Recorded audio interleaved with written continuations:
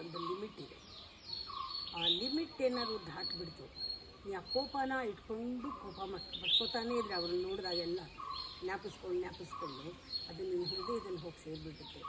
ದಯವಿಟ್ಟು ಹಾಗೆ ಮಾಡಬೇಡಿ. You become incapable of loving people in the present. ಈ ಕ್ಷಣ, ಈ ಪ್ರೆಸೆಂಟ್ ಮೂಮೆಂಟಲ್ಲಿ ಪ್ರೀತಿ ಮಾಡೋಕ್ಕಾಗಲ್ಲ, ಅಯೋಗ್ಯರಾಗ್ಬಿಡ್ತೀರ, ಅಯೋಗ್ಯತೆ ಹೊರಟೋಗುತ್ತೆ. ಅದಕ್ಕೆ ಹಿಡ್ಕೋಬೇಡಿ, ಬಿಡಿ. ಇದಕ್ಕೆ ತಿಳ್ಕೋಬೇಕು, ಯಾವುದು ನನ್ನ ಮನಸ್ಸಿನ ಹೊರಗೆ ಇದೆಯೋ, ನನ್ನ ಮನಸ್ಸಿಗೆ ಅದು ಸಂಬಂಧ ಇಲ್ಲ. External to my mind has no relation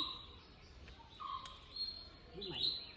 ನನ್ನ ಮನಸ್ಸಿಗೆ ಹೊರಗಡೆ ಇರೋದು ಕೋಪ, ಹೊರಗಡೆಯಿಂದ ಬಂದಿದ್ದು, ನನ್ನ ಒಳಗಿಲ್ಲ. ಅದು ಯಾವ್ಯಾವುದು ಹೊರಗಡೆಯಿಂದ ಬಂದು ನನ್ನ ಮನಸ್ಸಿಗೆ ಬಿತ್ತೋ ಅದು ಯಾವುದೂ ಮನಸ್ಸಿಗೆ ಸಂಬಂಧಪಟ್ಟಿಲ್ಲ ಅನ್ನೋ ಒಂದು ಸಿದ್ಧಾಂತ ಇಟ್ಕೊಂಬಿಡಿ. ಆವಾಗ ಕೋಪ ಯಾರಿಂದ ಅಲ್ಲಿಂದ ಬಂತು ಅಂತೀರ, ಅಲ್ಲಿಂದ ಬಂತು, ಅವ್ರು ನೋಡಿದಾಗೆಲ್ಲ ಕೋಪ. ಇದು ಆ್ಯಕ್ಚುಲಿ ಈ ಕೋಪ ನಿಮ್ಮ ಒಳಗಿಂದಲ್ಲ, ನೀವು ಮಾಡಿಕೊಂಡಿರೋ ಕೋಪ, ಕಲ್ಟಿವೇಟೆಡ್. ಅದರಿಂದ ಅದು ಯಾವುದೂ ನನ್ನಲ್ಲ ಅಂತ